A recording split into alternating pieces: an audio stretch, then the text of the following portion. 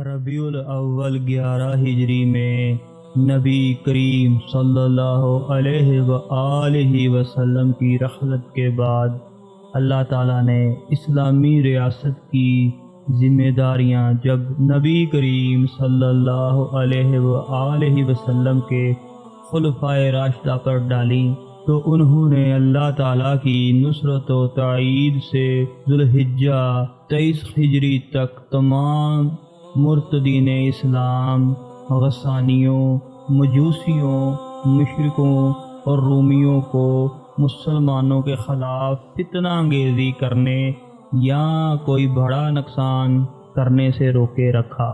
لیکن 23 ہجری کے اخیر میں ایک مسلمان نما مجوسی قلعہ اسلام کے اس دروازے کو توڑنے میں کامیاب ہو گیا جو کفر و شرک اور فتنہ انگیزی کے لیے سب سے بڑی رکاوٹ بنا ہوا تھا۔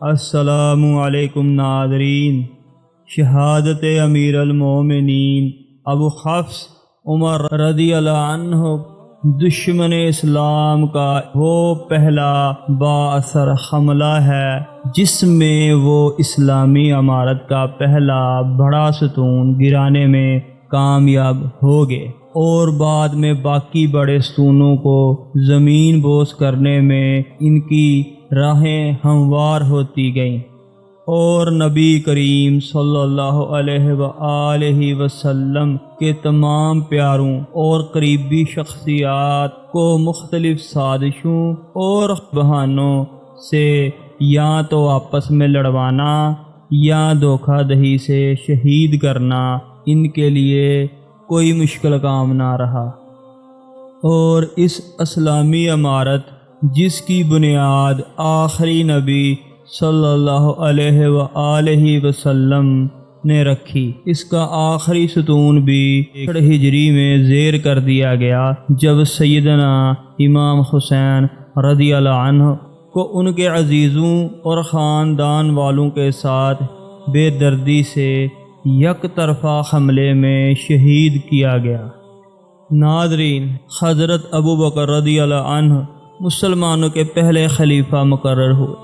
آپ نے جمادی الاول 13 ہجری کے مختصر عرصے تک خلافت کی ذمہ داریاں سنبھالی۔ آپ نے جھوٹے نبیوں، منکرین زکوٰۃ اور مرتدوں کے فتنے کو زیر کیا۔ علاوہ ازیں آپ نے یمن، غسان، عراق اور شام کے مخازوں پر بھی پیش قدمی کی۔ اپنی شدید علالت کو دیکھتے ہوئے آپ نے اپنی مجلس شورا کے سامنے حضرت عمر رضی اللہ عنہ کا نام بطور خلیفہ رکھا، اور یوں آپ خلافت کے عہدے پر فائز ہوئے۔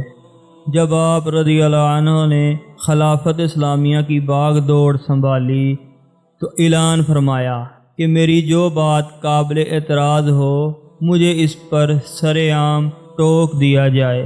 سادگی کا یہ عالم تھا کہ آپ اپنے دور خلافت میں جب بھی شہر سے باہر سفر کرتے، سفر کے دوران آرام کے لیے مٹی کے ڈھیر پر کپڑا بچھا کر بیٹھتے اور آرام فرماتے۔ ایک بار حج کے لیے مکہ مکرمہ گئے تو پورے سفر حج میں جہاں کہیں آپ نے پڑاؤ کیا، نہ وہاں خیمہ لگایا نہ کنات، بلکہ کسی درخت کے نیچے چادر بچھا کر اس کے سائے میں بیٹھتے اور چمڑے کا دسترخوان استعمال کرتے۔ آپ رضی اللہ عنہ بیت المال سے اپنے اور اپنے گھر والوں کے لیے خوراک معمولی مقدار میں لیتے تھے۔ گرمیوں میں ایک لباس ہی خریدتے، اگر وہ کہیں سے پھٹ جاتا تو اسے پیوند لگا لیتے، اور جب تک پیوند سے کام چلتا استعمال کرتے رہتے اور پھر لباس تبدیل کر لیتے۔ ہر سال پچھلے سال سے کم درجے کے کپڑے ہی خریدتے تھے۔ جس گورنر کی نسبت آپ کو معلوم ہوتا کہ بیمار کی عیادت نہیں کرتا یا کمزور اس کے دربار میں پہنچ نہیں پاتا تو اسے فوراً عہدے سے ہٹا دیا جاتا۔ ایک بار آپ کو خبر ہوئی کہ ایاد بن غنم رضی اللہ عنہ باریک قیمتی کپڑے پہنتے ہیں اور اس کے دروازے پر دربان مقرر ہے۔ آپ نے حضرت محمد بن مسلمہ رضی اللہ عنہ کو بلایا اور کہا، آیات کو جس حالت میں پاؤ اپنے ساتھ لے آؤ۔ محمد بن مسلمہ رضی اللہ عنہ نے پہنچ کر دیکھا کہ واقعی دروازے پر دربان ہے اور ایاد باریک کپڑے کا کرتا زیب تن کیے ہوئے ہیں۔ ایاد بن غنم رضی اللہ عنہ کو اسی حالت میں مدینہ لایا گیا۔ سیدنا عمر رضی اللہ عنہ نے ان کا وہ کرتا اتروا کر کھردرے کپڑے کا کرتا پہنایا اور بکریوں کا ریوڑ دیا کہ اسے چراؤ۔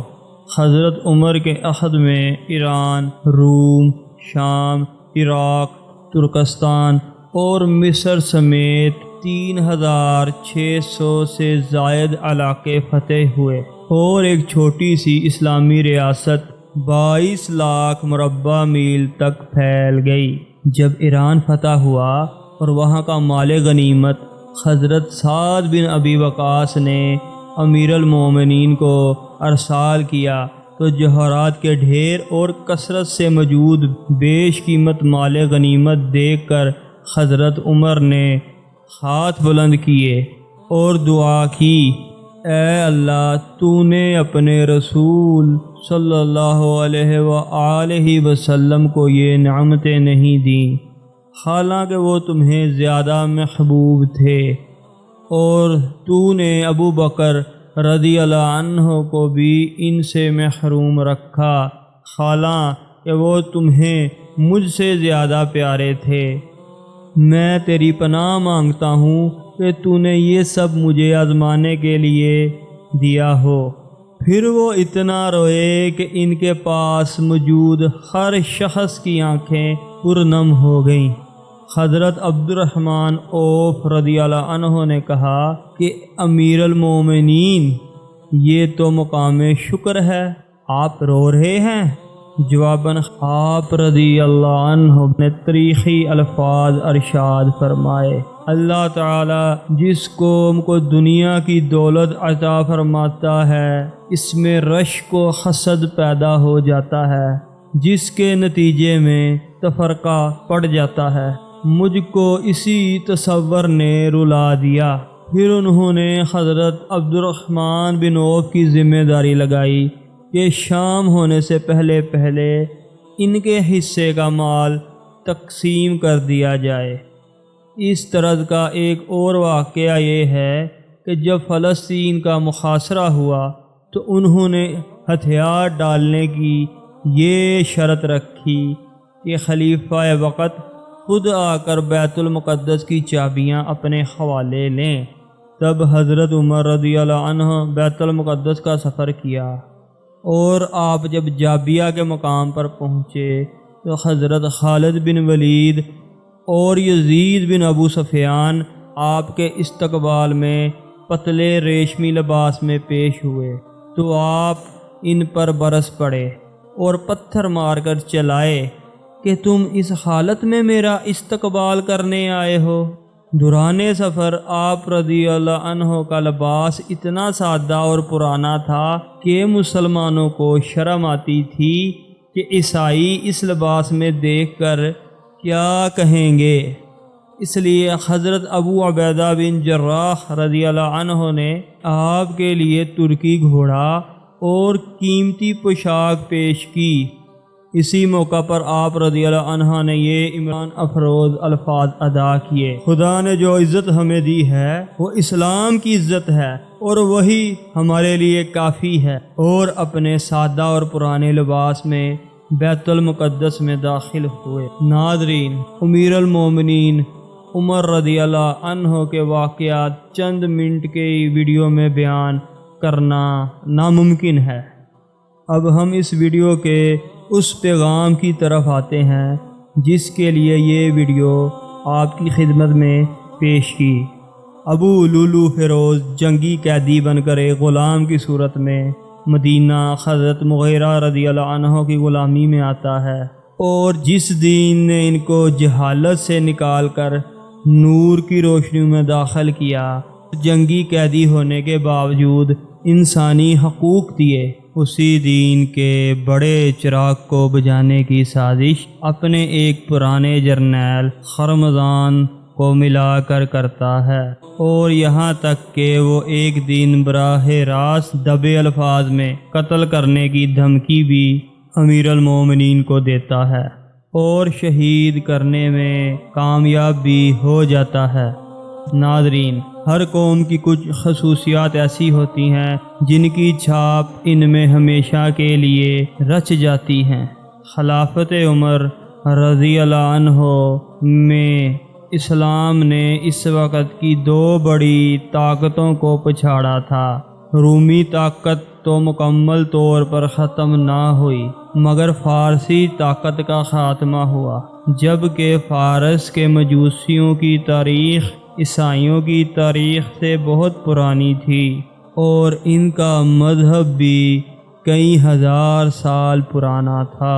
وہ قوم اپنی تاریخ اور مذہبی روایات کے معاملے میں تکبر اور تعصب سے بھری ہوئی تھی، اور ایسی قومیں مغلوب ہو کر بھی اپنی فطرت پرستی سے باز نہیں آتی، اور اس بات کو بھی نظر انداز کر دیتی ہیں کہ سامنے والے کا اخلاق کس قدر اچھا ہے۔ بس یہی حرکت مجوسی قوم کے غلاموں نے اپنی محسن قوم سے کی، کہ جس قوم نے ان کو دین حق سے روشناس کرایا، انہی کے خلاف سازشیں کر کے امت مسلمہ کو باہمی اختلافات میں ڈالتے رہے، اور اس دین حق کے قائدین کو اپنا شکار بناتے رہے۔